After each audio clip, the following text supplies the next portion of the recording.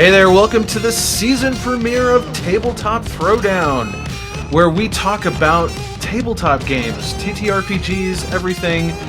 We've got a lot in store for you this season, and we're going to start it off right tonight. But first, I want to introduce myself. I'm Mike Dunn. I've got Mark Julian here. Dan Hinkin's going to join us later in the episode. And we've got a great topic for you tonight. But first, let's talk about a little of the news of the week.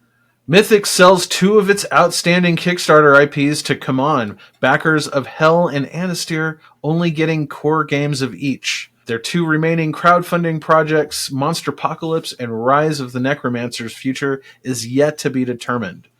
Now, this really didn't come as a huge surprise. Mythic Games has been having lots of problems for a while now.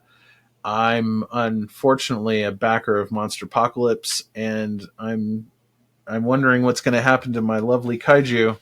But Hell, the Lost Saga, and Anastyr together raised more than $3.2 million on their crowdfunding campaigns.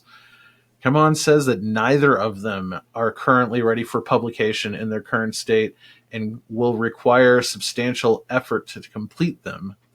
That means people who backed those games, who backed the all-in, they may not get what they signed up for. They are going to offer completed versions of the base games to backers, but they're still going to have to pay shipping and handling costs. This is just a mess, man. Yeah, it's a tough spot for the backers for sure, and a real shame because Mythic creates such interesting and beautiful worlds with their games, going all the way back to Joan of Arc, and then Hell was super unique. Monsterpocalypse is a well-known IP that they picked up, but lots of really cool, really thematic things, and then they kind of run into troubles is disappointing, but fortunate that CMON is going to pick up at least these 2. And backers will be able to see at least some piece of it.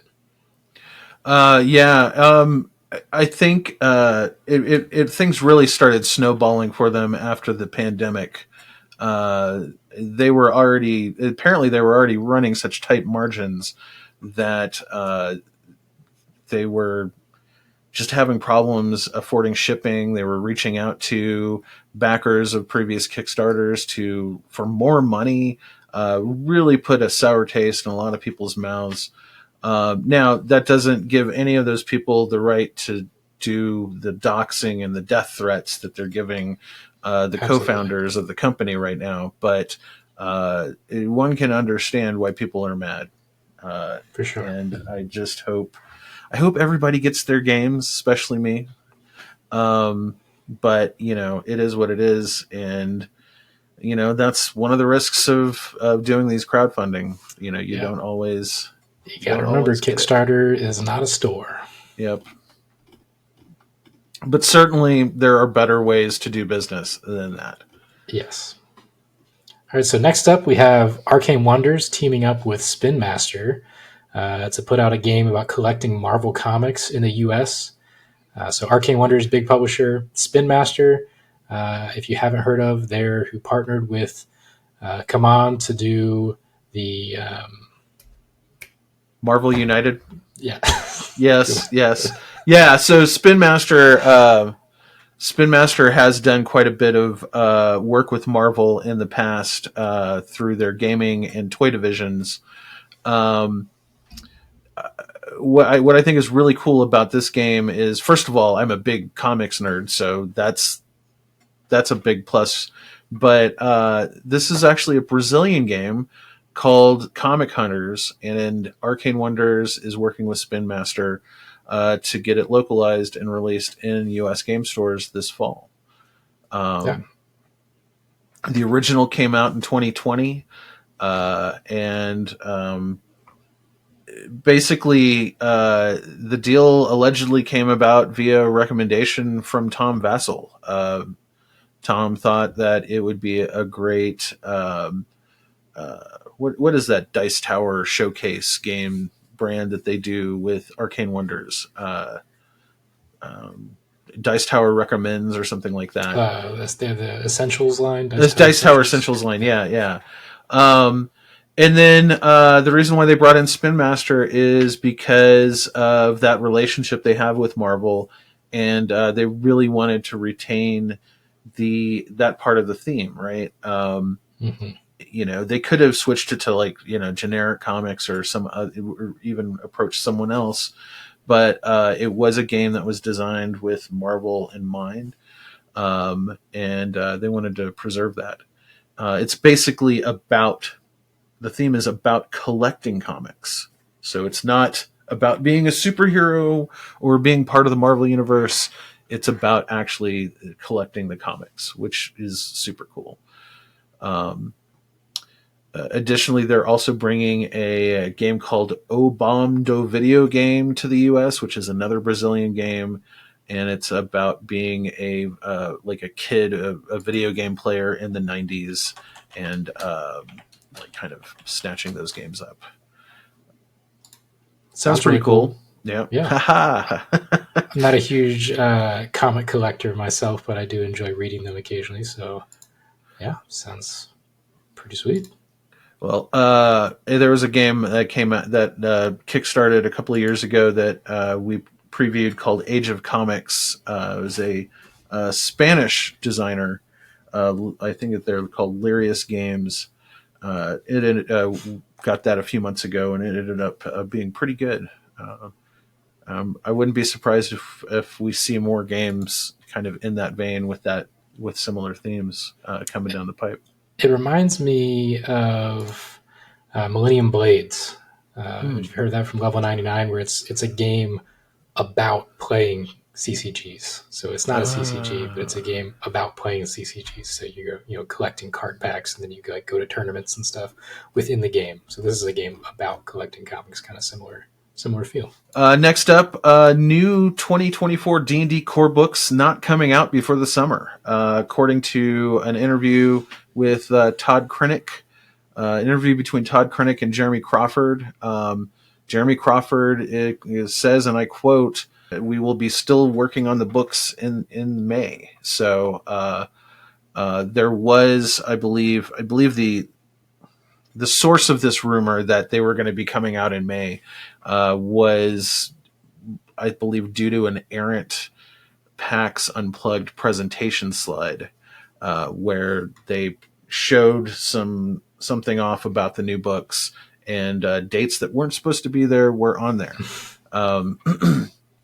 But in this video, which we'll have a link to, that was primarily focused on the final Unearthed Arcana public play testing for the core books. Jeremy Crawford explicitly addressed this rumor and basically essentially said that it won't be until after summer until we see those new books. Wait a few more months to get your hands on the new D&D books. All right, so last bit of news we have for y'all this week is a new Vital Lacerda game partnered with longtime partner Ian O'Toole.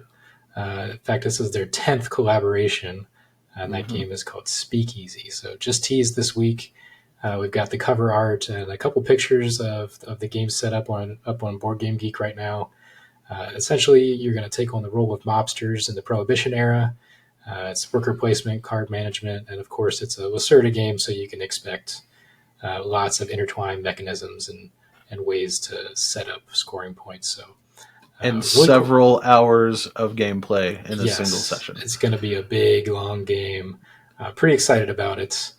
I enjoy Lacerda games. They tend to be a little bit too much for me. I like to play them one time to experience them, but I really like this theme, so looking forward to that. No launch date for the Kickstarter yet, but I would expect we'll get that pretty soon, sometime in 2024. Yeah, so I actually did a little poking around, and Lacerda himself has been slow roll teasing this for the last few months, probably since October. Showing off people playing early prototypes, for those of you that don't know what a speakeasy is it's basically a place where you would go to buy and drink alcohol in the Prohibition era. It's a worker placement and card management game, which is if you're a Lacerda player, this is no new news to you. But I think it was pretty. Basically, Ian O'Toole kicked off a lot of the talk about this now, and I guess the formal BGG entry with more images a few days ago on Twitter. So. But also, I do want to say, right now they are aiming specifically for mid 2024 to launch the campaign, with the hope of having it in players' hands sometime in 2025. Yeah, awesome. So it is a Kickstarter, but all of the Lacerda games come with a full retail release as well. So if you can't manage the Kickstarter, you will still be able to pick it up without the Kickstarter goodies, of course. Yep, and there's a good chance it'll be on GameFound instead of Kickstarter. I know the last couple of Lacerda games have crowdfunded there. Let's get on to our main topic of the show. Hey there, Mike Dunn, Editor-in-Chief of Tabletop, and I've got something very special to tell you about. It's a new crowdfunding campaign from Gooey Cube. It's called The Tomb of Gyzengax. It's a tribute to Gary Gygax and many of the legends that created the wonderful game that we all love to play. The link is right down here. Go hit it up, back it. You can't go wrong. Okay, so let's dig into our topic this week. This is the first topic, obviously, for our show. This is our first episode. So we thought we'd do a really special topic and look at the games that we're really excited about coming into this year, 2024. Now, just to kind of clarify things, we aren't looking at Kickstarter games. We're not looking at upcoming Kickstarter campaigns. We wanted to focus on games that will actually get in players' hands this year. There are one or two games that are Kickstarters that should deliver this year, but we wanted to make sure that they were promising to deliver by the summer at the latest, because a lot of times these Kickstarters do get delayed. So just know that as far as we know, we're pretty sure that these games will hit local game stores and online in 2024. And let's start off with the TTRPG. Dan, you've been working on reviewing the two new remaster books from Pathfinder Second Edition. The player core and the game master's core. Is that correct? Mm-hmm.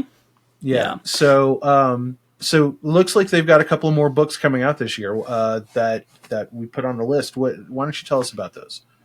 Yeah, so if you aren't aware, in the last year or so, the Pathfinder, it's really been many years and working through, Pathfinder has come out with their second edition, but they're remastering it and kind of taking the things that didn't make it into that original edition, that second edition, and errata, different things that they've added down the line, and putting them into like 4 main books. And so already in 2023, they came out with the GM core and as well as the player core, which is the first of the two. But this year, they're going to be releasing the second half that really rounds out the remaster, which is the Player Core 2 and the Monster Core. Now, the Player Core 2 is going to include some classes that didn't make it necessarily into that first Player Core. One of them that I'm really interested in is the Monk class, because I'm currently playing a monk in a campaign with some friends here in town, actually being a dwarven monk. So if you can imagine just a little short, stocky guy just jumping and kicking and doing a lot of fun things. But I'm really excited to see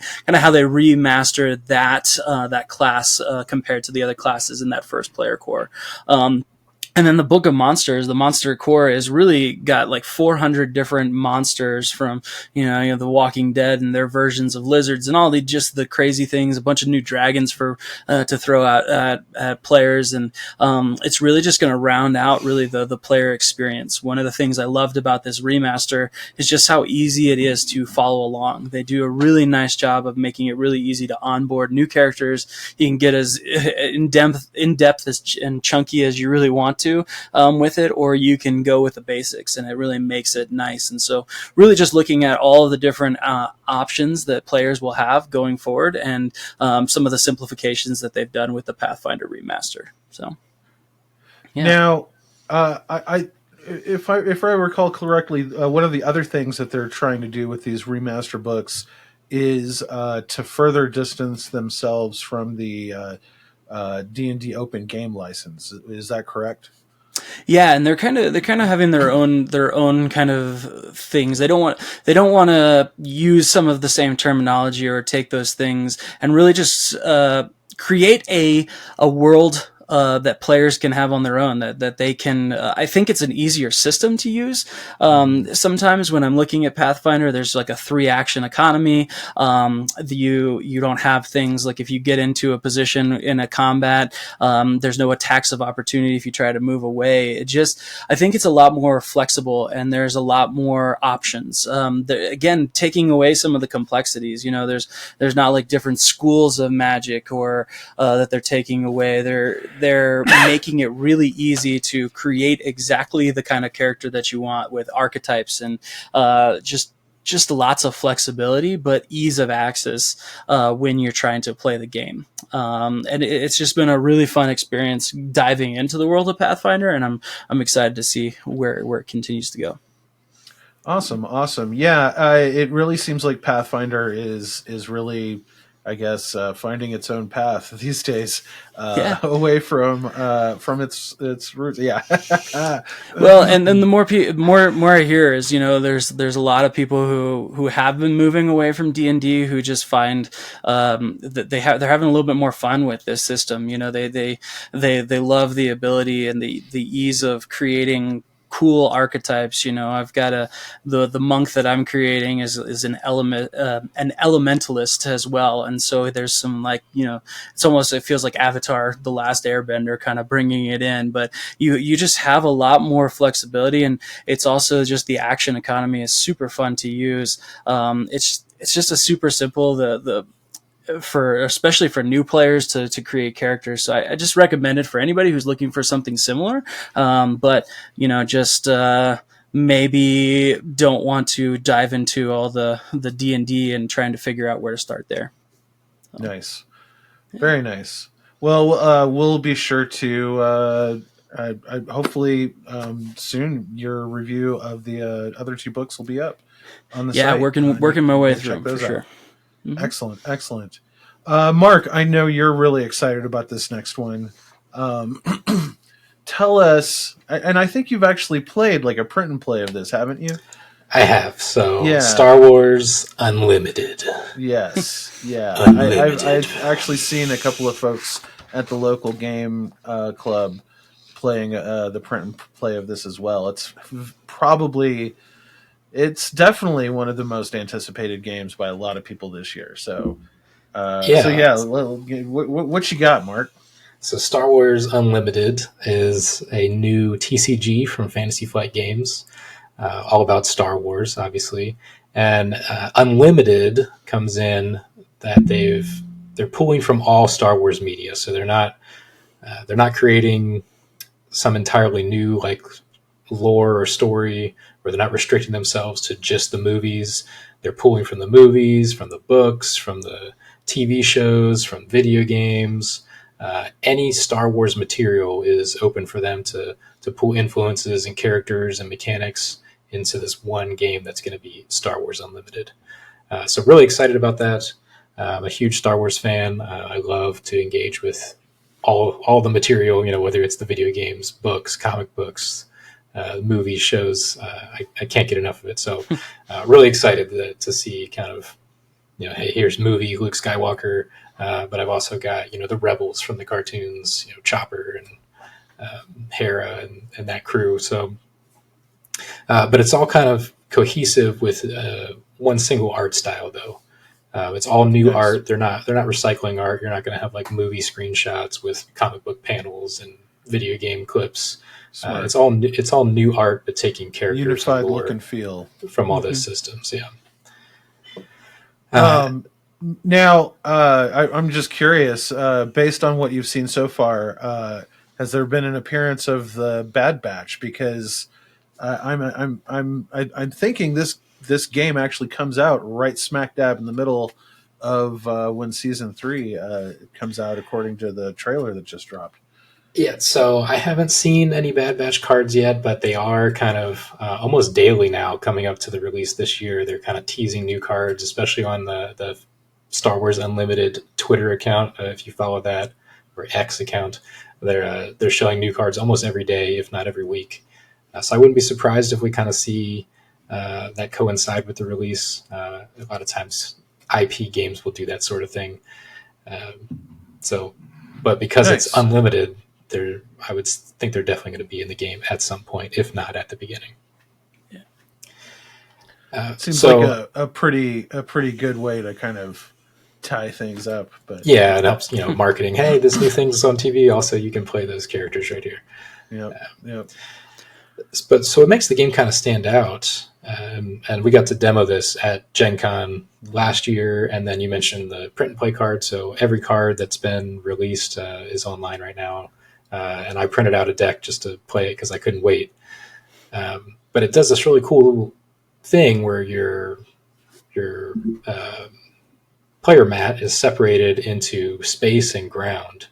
So when you're playing cards, if I'm playing, a light side deck and I'm playing an X-Wing, that's going to go into my space side. And then I'm going to play some Rebel Troopers. They're going to go into my ground side. And both sides can attack the enemy base. And that's the objective of the game, is to destroy the enemy base.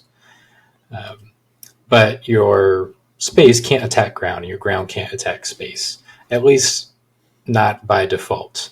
You can kind of see the potential already with, maybe there's some effect I can play that will allow me to, maybe my TIE fighters come in and do a bombing run on the ground side. That wasn't in the demo decks at Gen Con, but I asked some of the Fantasy Flight Games folks that were there about maybe those types of mechanics, and they gave me some we can't talk about that type answers. So I don't want to say it's confirmed, but it seems pretty likely they're going to interact. They can neither confirm nor deny. Yeah. Yes. I believe that's called a Glomar response, is it not? Okay. I think so. Awesome. Well, we'll definitely... We should get some really good firsthand, hands-on experience of that, even beyond just the print and play, because I believe that's coming out. That the another thing that's being timed with is Gamma Expo this year. So I know Dan and I both did a full pre-order of all the launch products, and I believe that's first week of March, which is when Gamma is. So maybe we'll get an opportunity to check it out some more at Gamma before our own pre-orders show up. Oh man, I have managed to stay clear of TCGs for years, and I just Star Wars. I said the same thing.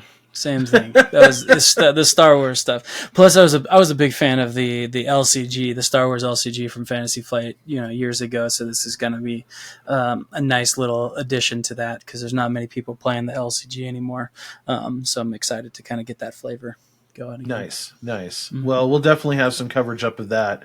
Probably be cutting into your Lorcana time there, Mark. It's going to be hard to juggle 2 TCGs, but I'll figure it out. Where there's a will, there's a way. Awesome. All right. Well, for the next one on our list, Dan, I think you dropped this on this list, didn't you? I did. Gordon Dice fan.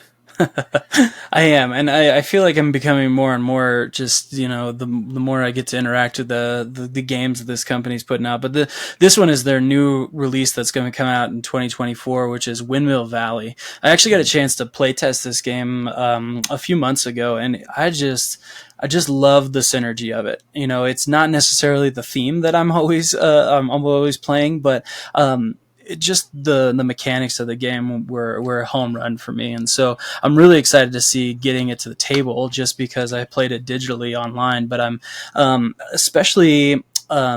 So the game is all about something called the Bloemen route, which is in, the tulip fields that are with the windmills and everything. And what you're doing is you're trying to kind of synergize different actions. You have these 2 action wheels that are going to spin at the same time that are going to determine what actions you take every time.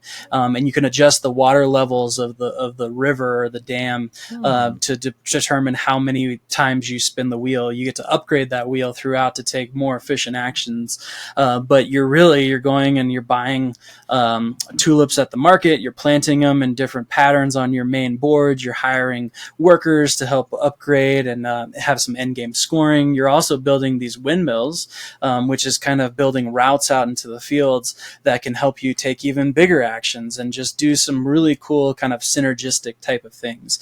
And while planting tulips and windmills is not necessarily everybody's flavor of type of game, I just was so enthralled with, like I said, the mechanics, and just I loved the spinning wheels. I'm looking forward to seeing the production value on those, and it just scaled really well. I played it at 2-player, but I could already see getting a 3 or 4-player game just it would be so much more fun, even though the 2-player game was amazing. But you could just see the different strategies that you'd have to take when you add more people to the board. And so I'm just really excited about seeing that and getting other people to play it as well. Dan, did you play Praga at all? I did play Praga. Yeah. So the spinning action wheel on that, is that sort of similar to what we're talking about here? Yeah, similar. I think that one was more, if I remember correctly, it's been a while since I played it, but Praga is more like resources and kind of determining some of those. This one is really like, having two wheels that kind of turn into each other, and then you have these little arrows that tell you exactly. And one of the wheels is bigger and one of them smaller, so they turn at different actions. So you're kind of working on trying to figure out what actions are going to hit at the same time. And sometimes you can take, you can have a really good action where you take one, but not the other, and you can take both. It's kind of a fun little mechanic of action selection. So. Sounds awesome. And this is by Danny Garcia, the designer of Barcelona, which was that was another board and dice game that came out last year, right? Yeah, it was. I wrote up a review of it, but Barcelona was just another really good feel good game. Some different actions and building up Barcelona. I also love just like the historical notes of it. As a former history teacher, I just loved how they really took the theme and they took the mechanics and put it together. And just a really great, colorful game. And so this is the next game from Danny Garcia, but there's other board and dice games out there that I just really enjoy in the company. I've gotten a chance to play test another game with Mark, which we can't really talk about, but we both had a really good time. But that's supposed to be released later this year, and we had a great job. Again, more synergy type of things, and it was a lot of fun. So very nice, very nice. Yeah. Well, we'll definitely be covering that when it comes out later this year. Yeah. The next one on this list is now, admittedly, I haven't played the games that have preceded this. I've heard many good things, and I'm kind of excited about the thematic turn they're taking with this one, simply because I just prefer sci-fi to World War II kind of, and World War I kind of themes. Like, it's not that I won't play those games. I just don't. They just don't resonate with me as much as something like a sci-fi game would. And of course, we're talking about Undaunted 2200 Callisto. So you guys obviously were rolling your eyes when I said I hadn't played any of the Undaunted Come on, games. man. So why don't you guys talk about this one? So I'll talk a little bit about the Undaunted system. Right. So you mentioned, World War II is the theme that's in the game right now. It came out There's years a World ago. War one as well, isn't there? I No, don't they're think all so. World War II. So Okay, there's World War II. Never mind. yeah. The base game is just World War II, and then there was an expansion that adds like vehicles in North Africa, the North African theater. Then they had a reinforcements expansion that just adds more units, kind of some special units that fit into the existing factions. And then 2 years ago now, they came out with Undaunted Stalingrad, which is a huge big box legacy campaign going through the Battle of Stalingrad. So it's all set in World War II, but it's what I would call kind of a hybrid deck builder.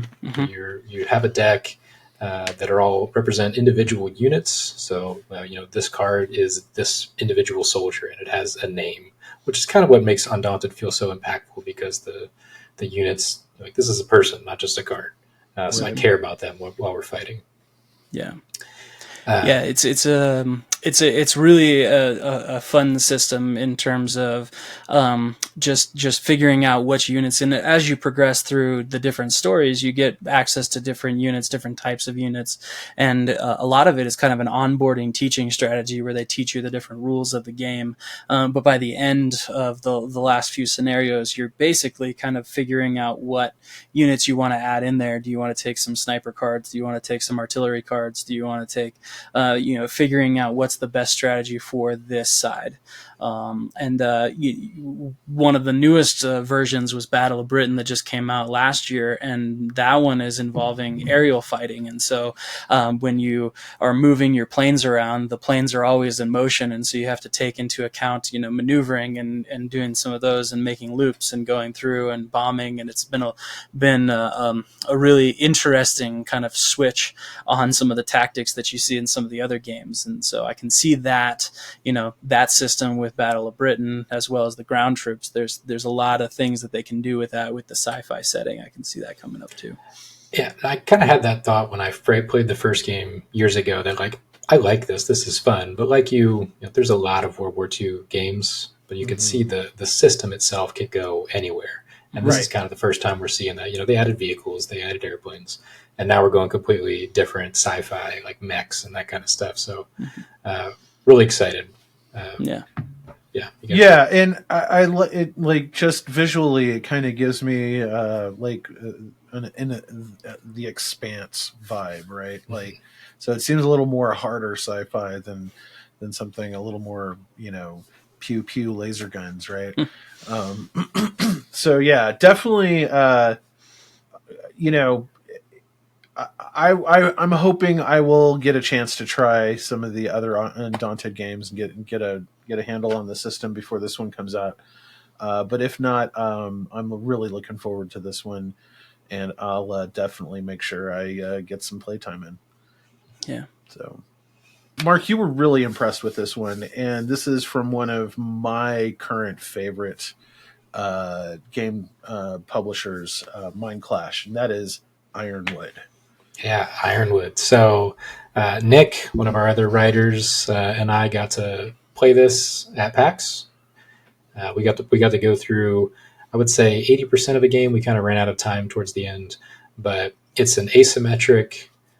I guess you call it a war game. It's got some area control. It's got card play, but bottom line, it's one faction fighting against another. So you have it's two players, right? It's a just duel. Just two players.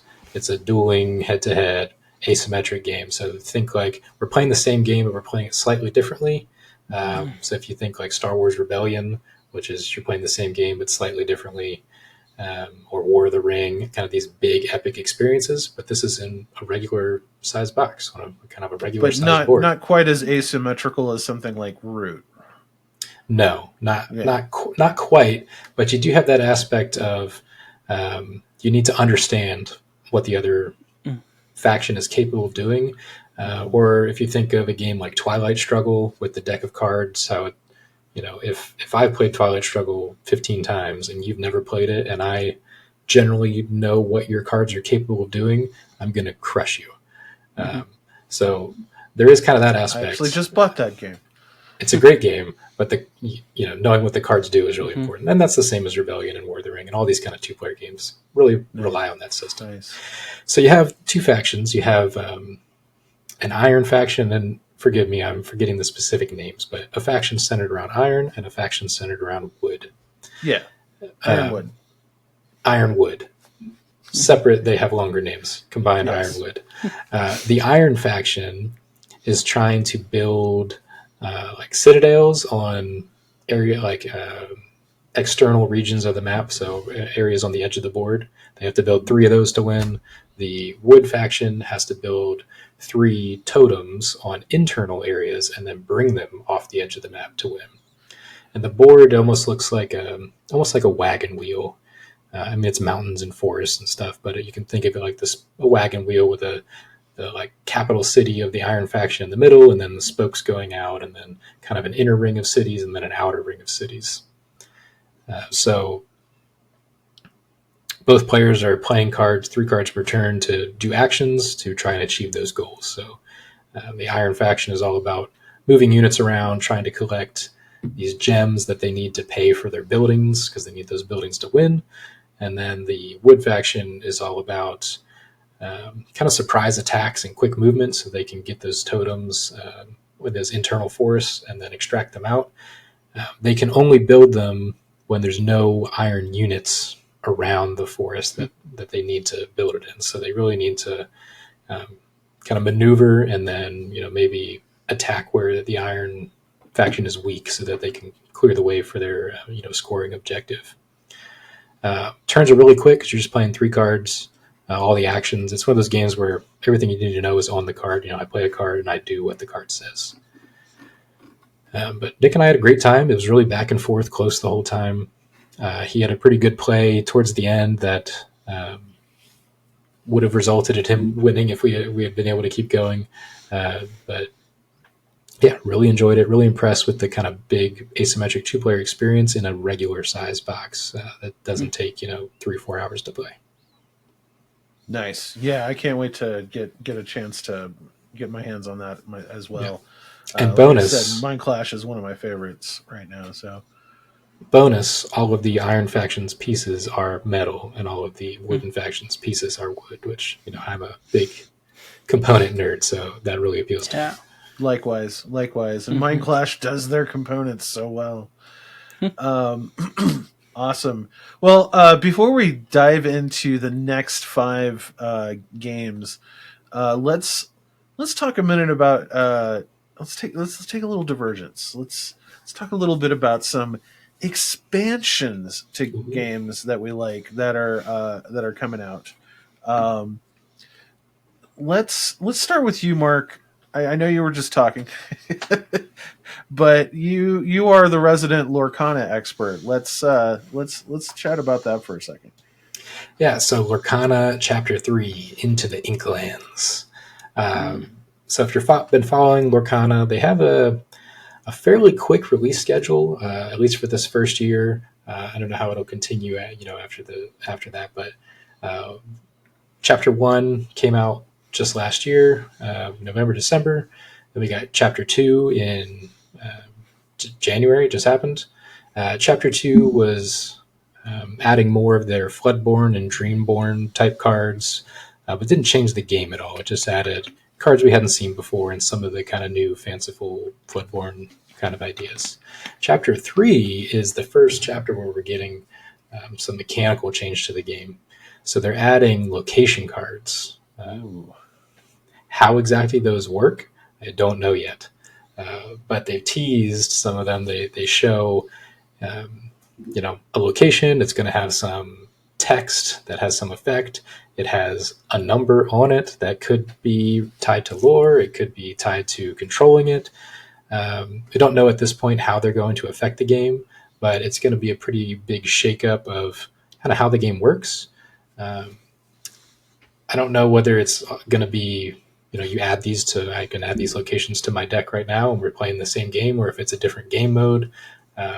Really, they haven't released all that information yet, but Into the Inklands, Lorcana Chapter 3, pretty big shakeup, adds locations that could do anything, but excited to see not only your favorite Disney characters, but now your favorite characters at your favorite locations. So it only gets better. Oh yeah, and there's so much more they can do after that too. We'll definitely be keeping everybody posted on the new stuff that comes out for Lorcana this year, especially Chapter 3 with all the new goodies. So one that I'm really kind of excited about, and this is a game that I only played like about 2 or 3 times last year, but it's kind of stuck in my head. Like I keep on thinking, I think I might need to buy my own copy of this game. Heat, Pedal to the Metal is the game. And the expansion is called Heat Heavy Rain. Now, if you have even looked inside of the Heat Pedal to the Metal box, there's one notable thing that makes everybody go, oh, there's definitely an expansion coming out for this, because there is a spot for another car in the organizer. So, yes, Heavy Rain comes with a new driver with all of the components in orange, so you can now play orange. It also comes out with a couple of new maps, some more upgrade cards, including a new kind of cooldown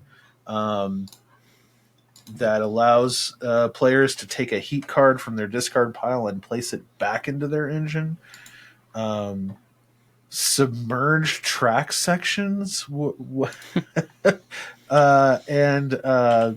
it seems like one of those, oh, you liked what was in the box of the original game and you want more, here's a whole lot more, including another player, and we'll throw in a couple of new mechanics too. So I think I just convinced myself to buy the base game so that I can get the expansion. But that one's definitely on my radar this year. I don't know if you guys what you guys thought of Heat, but I haven't actually gotten it's to one of play the it. most Yeah. interesting racing games that I've seen in years. I also have not gotten to play it. It's been sold out. They keep doing restocks and then it sells out again. But I have played. That's the other thing that makes me go, oh, maybe I should get a Mm-hmm. copy of this. I have played Flamme Rouge, which is the same designer, his previous work, about bicycle racing, which is really good. So Yes. I think he builds on that same kind of mechanic. Yes, from what I understand. I haven't played Flamme Rouge, but from what I understand, it is basically an evolution of that design that I think actually took it a little more into the mainstream to its credit and success. So, No. Well, I was going to say I haven't played it physically. I got to play it on Board Game Arena a couple of times, and I just really appreciate. It's just a fun interactive game. You kind of have to adjust to what the cards are giving you, what the other players are giving you, and it's just I don't know. It's not too difficult to pick up of a game, but it's really engaging, and it's one of those ones that I feel like if I did get a copy, it would be something I could keep on the table with some newer game players, just because it's really intense, hugging around the curves, making sure you're cooling down and doing the different mechanics. And so I think even after my couple plays, online, I think just adding some of those different elements that you have to adapt to with the cards and even getting more players. It's always nice to see games where you can get a lot of players that are engaging, that aren't just party games to the table. So being able to have several players. And I think it really sings in competition mode where you're doing like a whole circuit of races. Like it's really cool. Super cool. I think the first expansion for Flamme Rouge was also weather. Oh yeah, that makes sense. Yeah, could it be a formula, a formula of sorts? No. Now I don't really know anything about this next expansion. I think Dan, this is one that you put on there. This is me again. This is it's Mark. Expansion. Oh, my bad. He loves this game. Anno 1800, and from what I can tell on Board Game Geek, the title is, they only have the title in German so far. So Yeah, and I think it's just the Erweiterung. Yeah, so it's airships. Yeah. So I'm a big fan of Anno. Anno 1800 is actually the first game that I reviewed for the site. Oh, So you'd think big I'd fan. remember that. And I really like the video game. So I've played the video game a lot. I've played as the airship with the airship expansion for the video game. So excited to see that come to the board game. For those not familiar with Anno at all, it's a game about it's a sort of engine builder where you're trying to produce resources, but not only resources that you want, but the resources that other people want, so that they will give you gold. This kind of unique trading mechanic that the game has, and you're trying to complete these objective cards, which is produce these 3 things on this card, then you get to score it. It's a Euro game; you're trying to score points. But the expansion just adds a new type of island. It adds a new type of ship. So you're building sailing ships to go send out and throughout the game. Now you can do airships. So I think it's, as far as expansions go, it's kind of one of the smaller boxes. It's not like a huge re-implementation of the game, but it's going to add more of the things that you already like. So similar to the Heat expansion. If you like Heat, you're going to like this expansion. If you're a fan of Anno, this adds more things to do in Anno, and it's a great game. So I'm looking forward to. Yeah, I feel like most expansions fall into like one or more of 3 categories. One is, all right, so the base game was pretty good, but we're going to fix everything that was kind of janky in the first Star Wars game. Rebellion. Yeah, or like Outer Rim, Unfinished Business. Yeah. Lords of Waterdeep, I think, is probably one of the best examples of that too, because that expansion turned a pretty good game into a great game that addressed all of the problems that I had with the base game. And then, of course, the ones we're talking about are mostly like, hey, here's more stuff, right? Like more stuff, more. Because more stuff is fun. And then there's new mechanics, and those tend to be I think I like the ones that fix games the best, even though I wish that the games didn't need to get fixed in the first place. Right. But it's, you can get a little more controversial, like when you add new mechanics to a game that they just have to really make sure that they play test that stuff and make sure it doesn't break it. More stuff has a potential to break it, but usually it's fine. It's nice to move away from the Kickstarter formula of like, here's the game and all the expansions all at once. Like, these games have been out for in Anno's case, years, and then hey, everybody likes this game. We've developed a couple more things that we think you'll like. Heat's been out for a couple of years. Hey, here's some more things we think you'll like. Yep.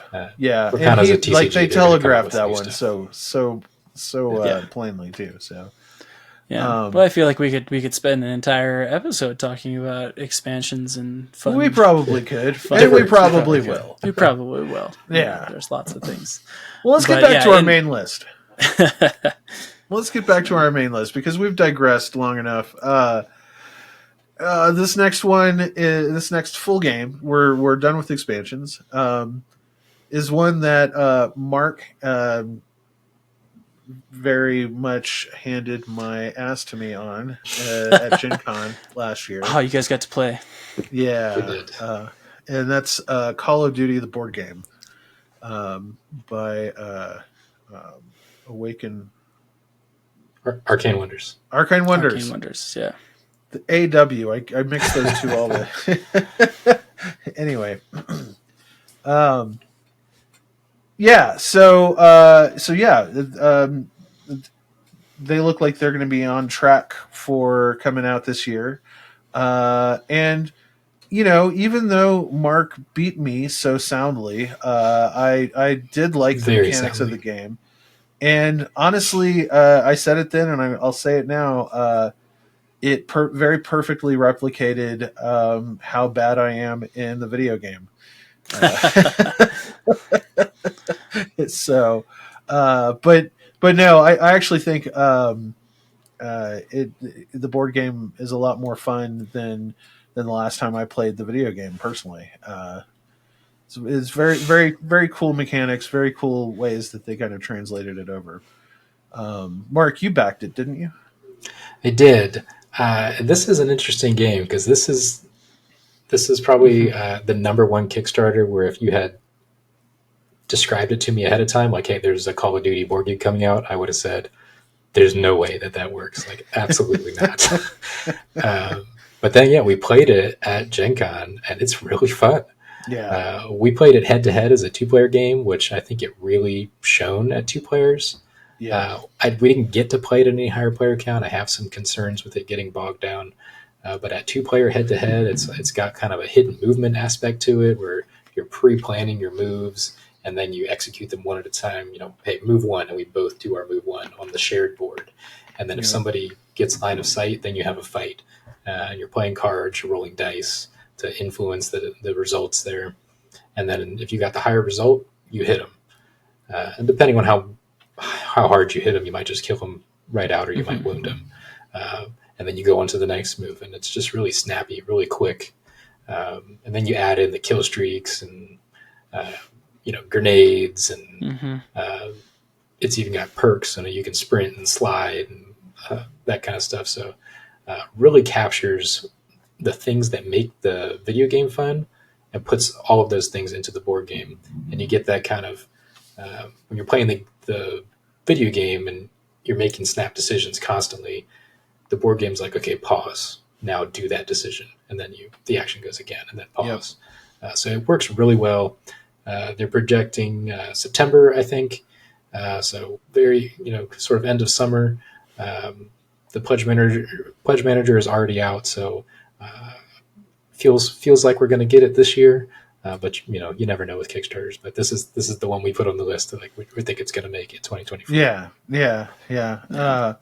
Well, and I mean, Arcane Wonders is generally pretty good about that. The pandemic years notwithstanding. And obviously, it's a game theme that is near and dear to us at Gamingtrend. Like, we also cover video games, and I kind of want to see what our resident Call of Duty expert, lead editor David Burdett, would think of this one. I'm also curious to see how like some real diehard Call of Duty players would take it, because Call of Duty the video game is so like fast, like fast paced. This basically takes all of that activity and deconstructs it and expands it out, right, into like very distinct actions and maneuvers. That sounds. It's almost like it's like if Call of Duty was turn based. Yeah, it's exactly like that. Yeah, that's crazy. Yeah. Awesome. Well, and I think sometimes there's difficulty when you try to take a video game property, and you're trying to make money on the name, but also make a good game, because how many times has it not translated well to that property? But I got to see just the demo of it. I didn't get to play it yet, but it just, the line of sight, being able to build up, even the respawning, after you've been killed and going back after it again and doing some of those elements. It felt like it got all the things just hearing about it. And I would love to get it to the table once it comes out. I'm really looking forward to that. And I think the fact that Arcane Wonders is who's doing it, they're an experienced publisher versus you see a lot of times I feel like the video game IPs, it's like a relatively unknown publisher or a smaller one or a brand new one that, hey, I have this cool idea. I pitched it to the video game company and they said, yeah, do it. And the execution isn't always there. So Arcane Wonders gives you some more confidence that this is a pretty good game, and we played it. It is good. Yeah. Well, it and you is. just look at like the two different treatments that like Elder Scrolls got, with the Skyrim game that came out, and then Chip Theory is going to be coming out with their own version of an Elder Scrolls game, and so it doesn't always hit the first time, or they go different directions, different takes on it. So Yeah, just this depends. is true. Yeah. All right, our next one looks like at first blush, I'm like, it's anime Dune for kids. And I know it's probably not that, but when your description is an apocalyptic desert world where you pick up and deliver stuff and people travel on giant caterpillars, it's hard not to make that comparison. But to their credit, the cover is done kind of like in this very kind of stylistic, cartoony style. So, that does kind of stop the comparison in its tracks right there. Sure. I can't imagine a cutesy version of Dune like this, to be honest. But anyway, Dan, this is from Devere, isn't it? It is from Devere, and Yeah. Devere kind of it has really been picking up in the last few years in my mind. They've done a really nice job with some of their games. Three Ring Circus was a really nice surprise. We've got the White Castle. The White Castle was great. So good. And the Red Cathedral, which was kind of like a predecessor to the White Castle, was also really great. Mark and I have played Polis together. There's just been some really great games that Batoku is another one, which has an expansion coming out. I feel like they've been really working on some of those games. And so this pick up and deliver, when I don't know a whole lot about the game as we go through, but it's just really intriguing, especially with what they've been putting out. You look at Three Ring Circus and it's really cutesy, but it's got a lot of depth to it.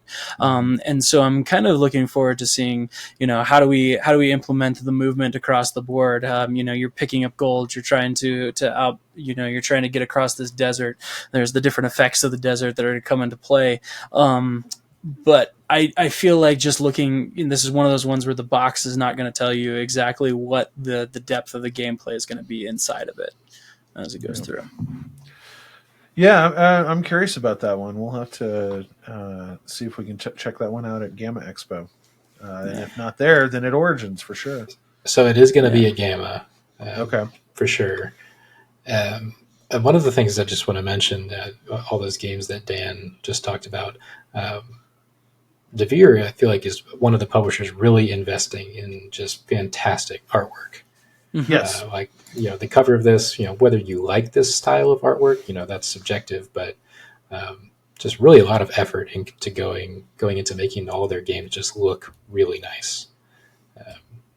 So absolutely, hats off to them. I absolutely love this cover, so really interested to check it out. They're doing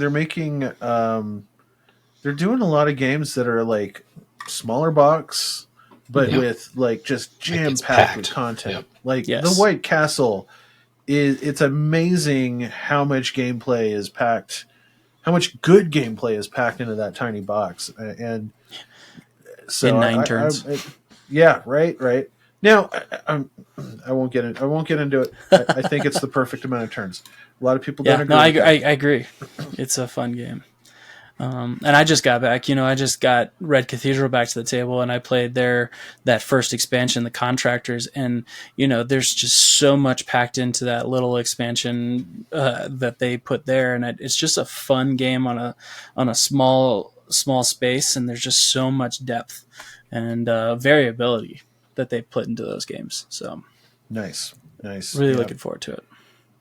All right, our next game. Now, this is one a lot of people have been talking about lately.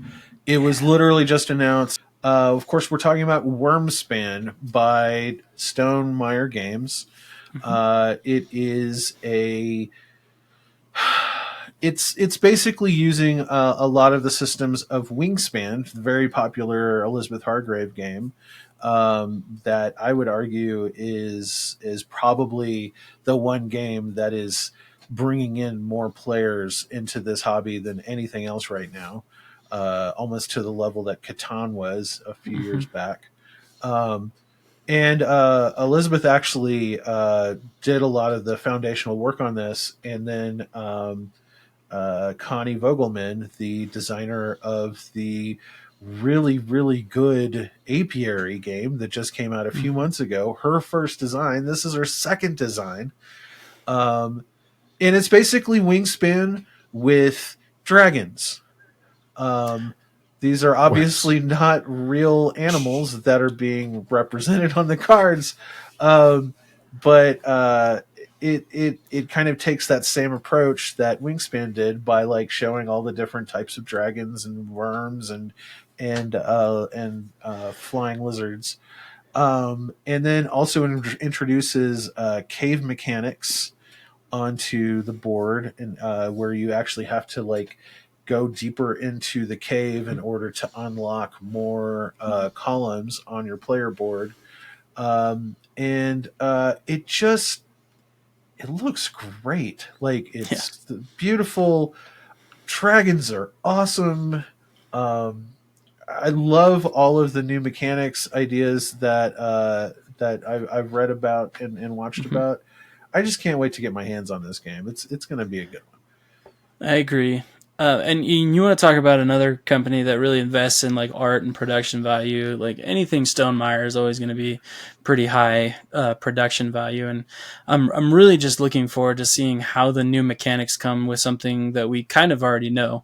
You know, like you said, excavating caves so that you can unlock in-game scoring bonuses if you can get to the end, or there's even like hatchlings versus adult dragons and the different things that you can do with them, or taking the help of guilds, and rather than just selecting an action, you're spending resources to take specific actions. So it sounds like there's going to be a lot more depth, and this is going to get that core gamer scratch that itch that you might not get from Wingspan anymore. I love Wingspan for, like you said, as it's an onboarding game. I mean, I've got the big box right behind me, and I've got all the things, my things, kids love it. I love the game. Yeah.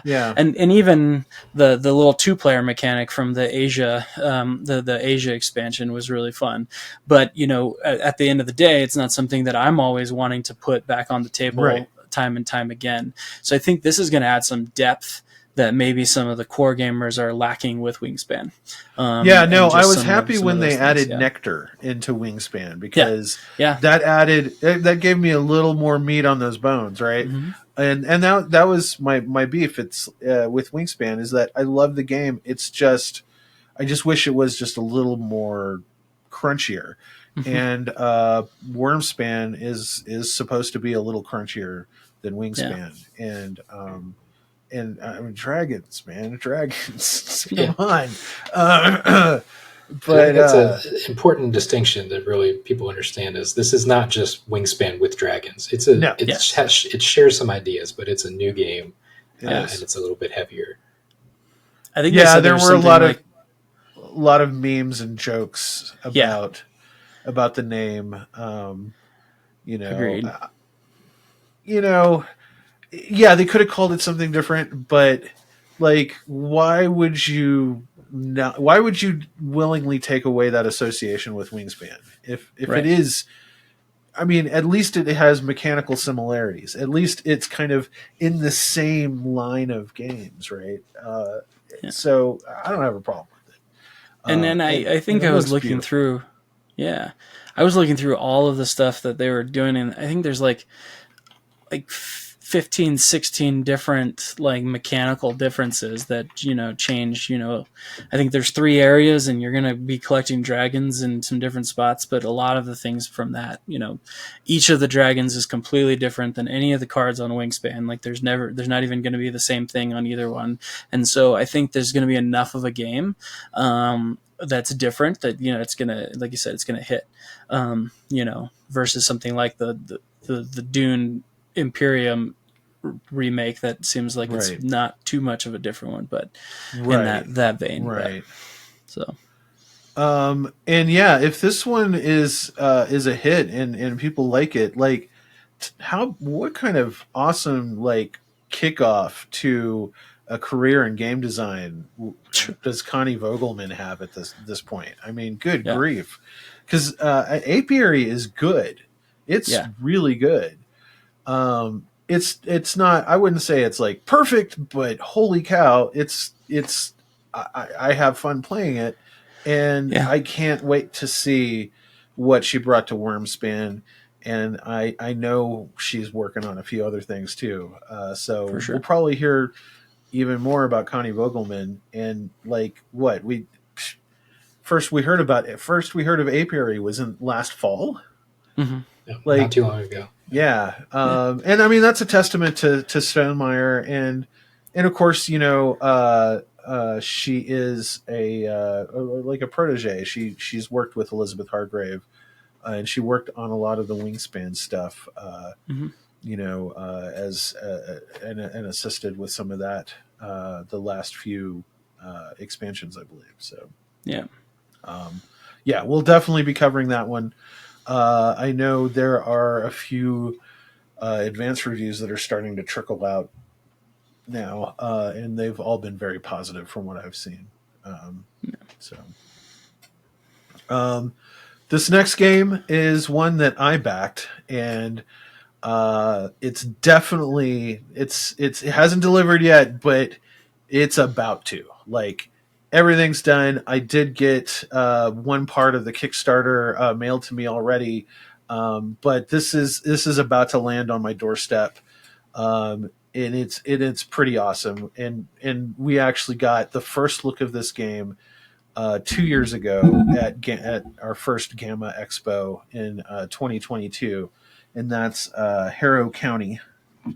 And the full name is Harrow County: the Game of Gothic Conflict. Hmm. Um, Now this is an asymmetric. It's primarily a two-player game. Um, it's definitely one of the most interesting games that in terms of like mechanical choices that it's made that I've seen in a while. It's a two-player game. You're playing different asymmetrical factions. um, there's even a mode where you introduce a third faction and can bring it up to three players, Hmm. and it adheres like almost lovingly to its source material, which is the Harrow County comic book, which is by oh gosh, I can't remember the names of the writer artist, but I've read them. I've read them, and they're amazing. They're really good. The artwork is gorgeous. There is a like a cube tower, much like in Marrakesh, Dan. Hmm. But the tower is incorporated into the game box, and the cubes come out of a hole in the tree of the game Uh, box. Now, this is thematically on point because the whole premise of the game is that the lead character of the comic book, or the whole premise of the comic was that the lead character was born from a tree. Like it was, but there's they suspect that she's like the reincarnation of a witch that was, you know, burned or hung from that tree and like cursed the village, and then like became one with the tree, it's super cool, super cool. I'm really excited about this one. It's by one of my another one of my favorite game publishers, which is Off the Page Games. Jay Cormier. It came out with one of my favorite games of a couple of years ago, which was Mind Management, which is behind Dan over there. Yeah. Um, mhm. Another great game. And then they've got a Kickstarter coming out for a game based off of another comic soon. So, yeah, we've gotten a few good looks at this game. It's it looks awesome. It's again, I love that they take all of these indie comics and partner with these indie comic creators to create incredibly rich thematic adaptations of the comic of the properties, and Harrow County looks right up my alley. Yeah, when I was looking into this one a little bit, I think the backstory was interesting from, this girl trying to protect her county, and then the Yep. followers of this witch that had been buried beneath the tree trying to reclaim it for them. And just thinking about the mechanics of how do you actually, how do you play that asymmetrically, and how do you have some of those powers, and looking at the good versus evil, and then like the third player can play like the witch that comes out of the ground, Yep. or and there's like a long lost twin sister that adds some different powers and some different things. It just looks like thematically very, very deep and rich, especially for something that's you can boil down to an area control game. Who can eliminate the other side and take over as much that we see this. But it's always fun to see different takes on some of those games and some of those themes and mechanics, for sure. Yep. Yeah. Yep. And lastly, the game that we are looking forward to the most this year is Gnome Hollow by Ammon Anderson. So I've I got to try this game at Gamma Expo last year, and while I was playing this game, the people were circled around us. I looked up, and these people, it was mostly game publishers and representatives of game publishers, big and small, and media people, and it really was like the hottest ticket of Gamma Expo 2023 last year, and Ammon graciously let me take a copy, one of the 3 prototypes of this game, home with me to give it a shot, and Dan, you got to play it.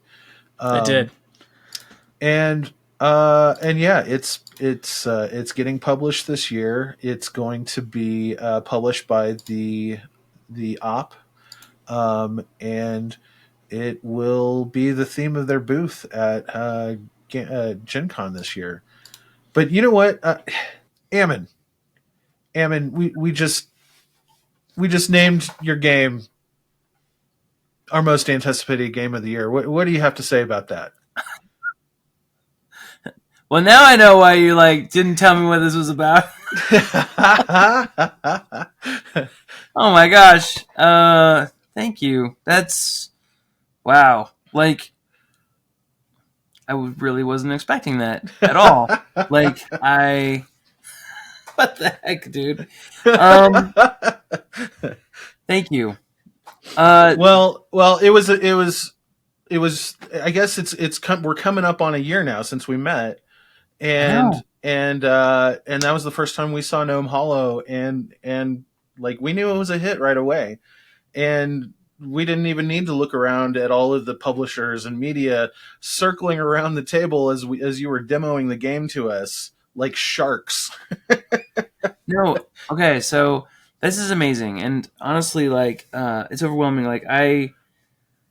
This year has been a real ride, and I don't think so. There's no way to describe the magnitude of feelings that I have had this year. There's no way to describe it, and to have people anticipate this game. Honestly, at the end of the day, it means a lot. You're gonna make me emotional, on a camera, which is not nice of you. And I'm trying really hard to not get emotional because, again, and I know I've said this in the past. Gnome Hollow was a really personal project for me. Mm-hmm. It came out of a dark place in my life. It came out of pain and a migraine and a concussion, and it was a happy place for me. And I think what is so meaningful about people who do play it and love it and want to play it, it's the fact that I hope that they get something positive out of it. I don't know, one of my favorite writers in a podcast said once, he said that writing a book is the closest thing to telepathy, because he gets to say something without saying it, and another person experiences his thought. And I feel like a game is also like that sort of like thing where like I get to create, I get to engineer an experience, and then other people get to sit down and have that experience, and they're going to have a different experience than even when I'm there. And like nothing feels better than watching a person play your game. And like when you see like the light bulbs go on and their eyes get big and they start to smile when they're doing things, and you're like, okay, it's working. Like I did it.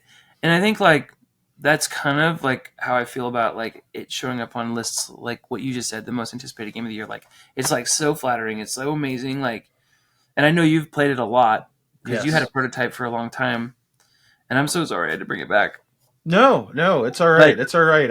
I needed to get it back to you, honestly. It makes me so happy though, because like, you know, you're exactly the right person to play this game, and it means the world to me that you guys think of it that highly. Thank you. Well, we're really excited about seeing the final finished version of Gnome Hollow this year at Gen Con, and we've been talking to Andrew over at the Op about it.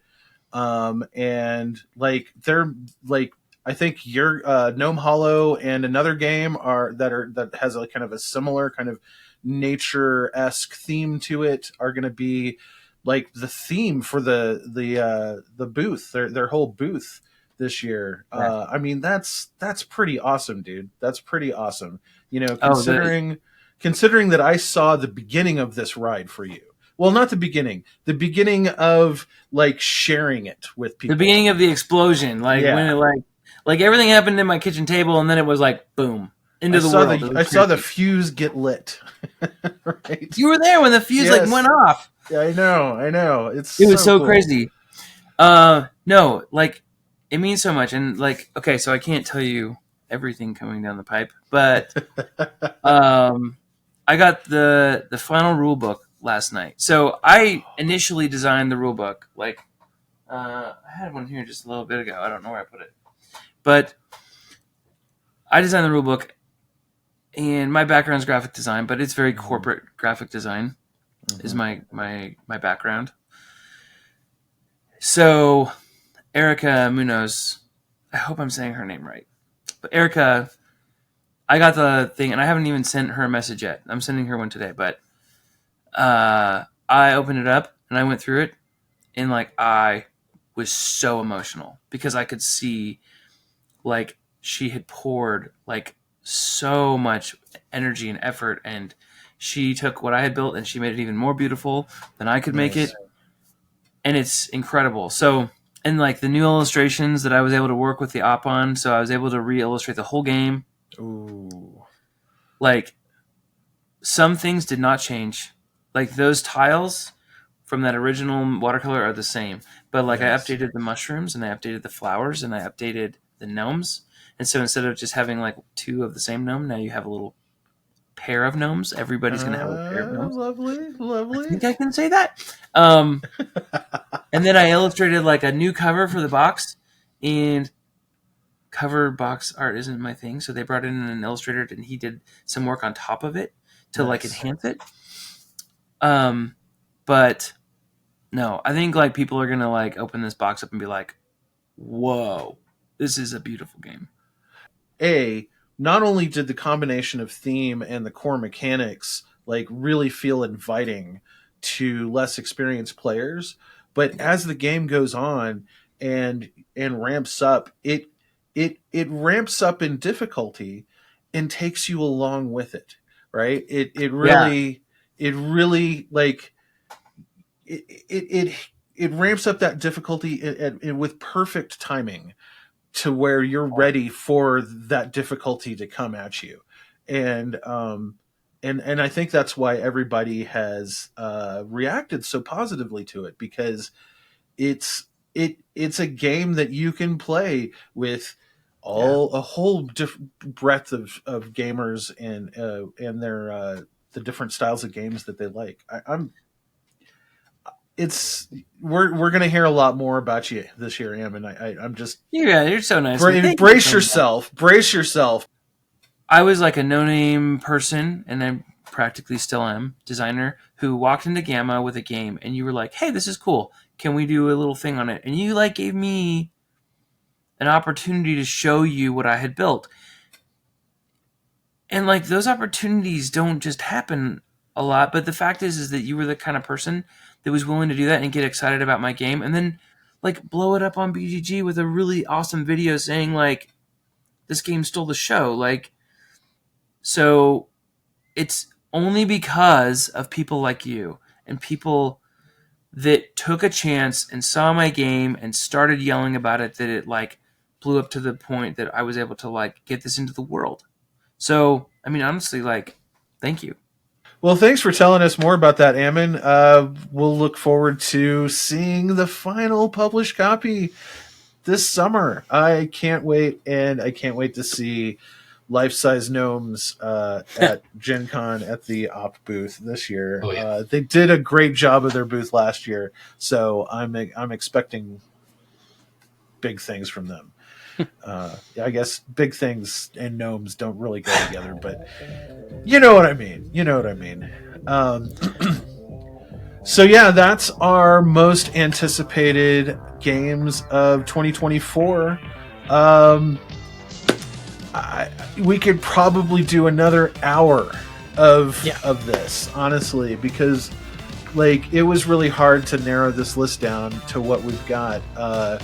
And that doesn't even get into Kickstarters that we know are launching this year, and a lot of good stuff. Like, is it Galactic Cruise? Like, we should probably do an episode just on most anticipated Kickstarters for the year. But you know, maybe we'll wait a little further in the year before we do so. And that doesn't even include all the games that are going to be announced in February and March. Right. The ones that we haven't even heard about. So. Right. Yeah. Like there's going to be a ton announced and released between Origins and Gen Con this year. Like that is when everything happens, especially Gen Con. We, if we have to do an amended or part 2 of this like halfway through the year, we might just do that. Who knows? We'll see. We'll recap it at the best of 2020 at the end. Yeah, that's right. Well, and obviously we'll see some of this at the conventions this year, and we'll have more coverage, more preview coverage, and hopefully eventually reviews once we get our hands on it. So yeah, we want to hear. We want to hear from you guys too. If you guys want to put some comments down there and talk to us about what your favorite and upcoming games are, let us know. And we want to hear what you guys have to say. So. Yeah. And you can actually email us at tabletopthrowdown@gamingtrend.com. If there's a topic you'd like us to tackle, we've got a lot of good stuff coming up in the next several weeks. So every Wednesday morning, come check it out. Of course, by saying that, I'd probably doomed us to publish on a Thursday or something. But every week we'll be back with more news and a fresh topic.